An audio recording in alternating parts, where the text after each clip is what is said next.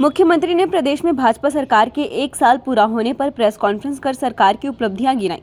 CM doctor Mohan Yadav ने अपने कार्यकाल का 1 साल पूरा होने पर रिपोर्ट कार्ड पेश किया।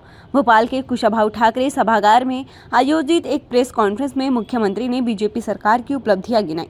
मुख्यमंत्री ने अपने 1 वर्ष के कार्यकाल को प्रदेश की प्रगति और नागरिकों के जीवन स्तर को ऊंचा उठाने के लिए समर्पित बताया। उन्होंने कहा कि उनकी सरकार ने बीते वर्ष में न सिर्फ मौजूदा चुनौतियों का समाधान किया, बल्कि जन कल्याण और विकास के लिए कई महत्वाकांक्षी परियोजनाओं की नींव भी रखी है। इस अवसर पर उप मुख्यमंत्री जगदीश देवड़ा, उप मुख्यमंत्री राजेंद्र शुक्ला और भाजपा प्रदेश अध्यक्ष वी.डी. शर्मा भी उपस्थित रहे। मुख्यमंत्री ने कहा कि हमने अगले 5 साल में मध्य प्रदेश की अर्थव्यवस्था को दुगना करने का लक्ष्य रखा है। सीएम डॉक्टर मोहन यादव ने 1 साल पूरे होने पर अपनी बात की शुरुआत पूर्व प्रधानमंत्री अटल बिहारी वाजपेयी को याद करते हुए की। उन्होंने कहा कि अटल जी ने देश भर की नदियों को जोड़कर सिंचाई से लेकर बाढ़ जैसी समस्याओं के समाधान का स्वप्न देखा था। उनके इस विजन को आगे बढ़ाते हुए मुख्यमंत्री ने प्रदेश में नदी जोड़ो अभियान की सफलता पर प्रकाश डाला। उन्होंने बताया कि उत्तर प्रदेश और मध्य प्रदेश के 11 जिलों को जोड़ने वाली केन बेतवा लिंक परियोजना पर कार्य प्रारंभ है। इस परियोजना से मध्य प्रदेश के 10 लाख हेक्टेयर भूमि की सिंचाई होगी और पेयजल की समस्या का भी समाधान होगा। इस योजना के तहत चंबल बेल्ट में पानी की उपलब्धता और औद्योगिक विकास को भी बढ़ावा मिलेगा। प्रधानमंत्री नरेंद्र मोदी अटल बिहारी वाजपेयी की 25 दिसंबर को नदी जोड़ो अभियान का उद्घाटन छतरपुर में करेंगे। इसी के साथ पार्वती काली सिंध चंबल प्रस्ताव PKC की 70,000 करोड़ की परियोजना भी शुरू होने जा रही है। किसानों की बात करते हुए मुख्यमंत्री ने बताया कि जिनके पास भी बिजली के टेम्पररी कनेक्शन है, ऐसे 1 लाख किसानों को सोलर पंप दिए जाएंगे, जिससे उन्हें पूरे साल बिजली मिलेगी। मुख्यमंत्री ने पर्यटन क्षेत्र में किए गए प्रयासों का उल्लेख करते हुए उज्जैन को धार्मिक पर्यटन केंद्र के रूप में विकसित करने और आगामी कुंभ मेले को लेकर सरकार की तैयारियों का जिक्र किया। सीएम ने बताया कि प्रदेश में स्वास्थ्य सुविधाओं के लिए 17 सरकारी और 13 निजी मेडिकल कॉलेज स्थापित किए गए हैं। मेडिसिटी की अवधारणा को लागू किया जा रहा है और आयुर्वेदिक कॉलेज भी स्थापित किए जा रहे हैं। भाजपा प्रदेश अध्यक्ष वी.डी. शर्मा ने कहा कि 1 साल पहले आज के ही दिन 13 दिसंबर को मोहन यादव जी ने मुख्यमंत्री पद की शपथ ली थी। सरकार के साथ भाजपा के संगठन ने प्रधानमंत्री मोदी जी की नीति और डबल इंजन की सरकार ने दोगुना काम किया है। मध्य प्रदेश की सरकार तुरंत एक्शन करने वाली सरकार है। महिला, किसान, गरीब, युवा और इन 4 वर्गों पर इन 4 वर्गों पर सरकार ने फोकस किया है। पीएम श्री एम्बुलेंस के माध्यम से सरकार ने संवेदनशीलता प्रदर्शित की है। महिलाओं को 35% आरक्षण देने का काम डॉक्टर मोहन यादव जी के नेतृत्व में संवेदनशील सरकार ने किया। मध्य प्रदेश के समग्र विकास के लिए रीजनल इंडस्ट्रियल समिट के माध्यम से लोकल उद्योगपतियों को अवसर देने के लिए शुरुआत की गई है। शहरों के समग्र विकास के लिए देश में मध्य प्रदेश कैसे आगे जाएगा, उसके लिए मेट्रोपॉलिटन सिटी डेवलप करने का प्रयास सरकार ने किया है।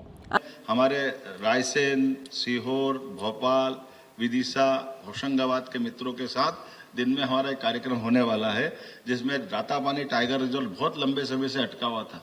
ये टाइगर रिजर्व का बनते ही आज हमारी देश की एकमात्र राजधानी हो जाएगी, जो सबसे एक तरह से ये टाइगर रिजर्व के अंदर ही आ गई, समझ लो। इतने नजदीक पूरे देश में कोई राजधानी नहीं है। मुझे इस बात का संतोष है। हमने इस पे भी काम किया है और इसके बाद ये 8वां टाइगर रिजर्व बना और 9वां हमारा माधव टाइगर रिजर्व बनने वाला है, जिसकी भारत सरकार ने औपचारिकता कर दी है। हमारा भी अधिसूचना जारी हुई है, एक थोड़ी प्रोसेस बची है, तो इसी के 15-20 दिन में एक बड़ी चीज हो जाएगी। चीता कॉरिडोर से लेकर के बाकी सारी बातें तो आपने सबने देखा ही है। अब स्थायी रूप से हाथी भी हमारे यहाँ बस गए। हाथी के बसने से हमारे राज्य में कुछ चुनौतियां भी आई है, कुछ हमको सीखने को भी मिल रहा है, कुछ हमको भी इसके लाए, क्योंकि लगभग 100 साल पहले तक हाथी रहते थे, लेकिन आज की स्थिति में 100 के आसपास हाथी हमारे पास आ गए और वो जा नहीं रहे। और जाना के साथ हमको उनके जैसे टाइगर बस रहे, टाइगर के रिजर्व पार्क बना रहा है, ऐसे हाथियों के लिए भी स्थायी रूप से हमको प्लान करना है। इसलिए समान रूप से हमने सभी राज्यों में जहाँ हाथी है वहाँ के फॉरेस्ट और बाकी चीज़ों का अनुभव क्या है, तो अधिकारियों को भेज करके हम उनकी ट्रेनिंग भी करा रहे हैं। मैं स्वयं भी जनवरी में काजीरंगा जो असम का पार्क है, मैं वहाँ खुद जाने वाला। मेरी मुख्यमंत्री से बात हुई है कि हम एक ठोस समाधान निकालें ताकि ये जो मानव और हमारे हाथियों के संघर्ष से कम हो सके और कुल मिलाकर के स्थायी रूप से हम इनको बसाएंगे तो इन व्यवस्थाओं पे आने वाले समय में इनकी संख्या भी बढ़ेगी। हो सकता है अभी 2 माधवनगढ़ और ईडन टाइगर पार्क पे आगे बढ़ते जाएंगे तो हमारी कोई कष्ट नहीं आना चाहिए।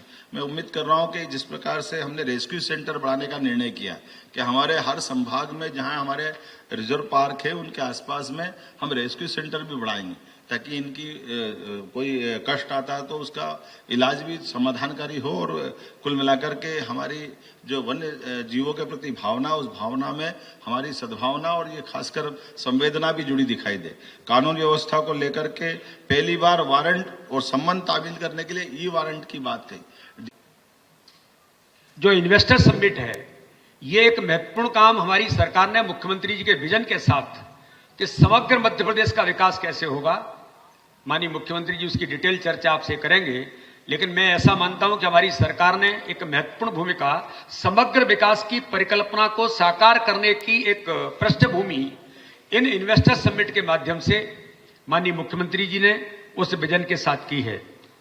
अगर मैं ये देखता हूं कि लोकल उद्योगपतियों को कैसे अवसर मिलेगा और उनसे डायलॉग, ये पहली बार मुझे लगता है कि मध्य प्रदेश के अंदर हमारी सरकार ने मिलकर के किया है। साथ में ही मेट्रोपॉलिटन सिटी, ये जो परिकल्पना है शहरों का समग्र विकास और उस नाते से देश के अंदर मध्य प्रदेश कैसे आगे जाएगा, ये एक बड़ी परिकल्पना हमारे मुख्यमंत्री जी ने इस दिशा में कदम उठाया है। इसलिए धर्म, आध्यात्म, संस्कृति के संवर्धन और उसे संजोने का प्रयास, एक नहीं कई निर्णयों से, उनका उल्लेख मैं अभी यहां नहीं कर रहा हूं, माननीय मुख्यमंत्री जी करेंगे। ताजा तरीन खबरों के लिए आप हमारे YouTube चैनल अनमोल संदेश को सब्सक्राइब करें एवं शेयर करें। आप हमें Facebook, Instagram एवं Twitter में भी फॉलो कर सकते हैं।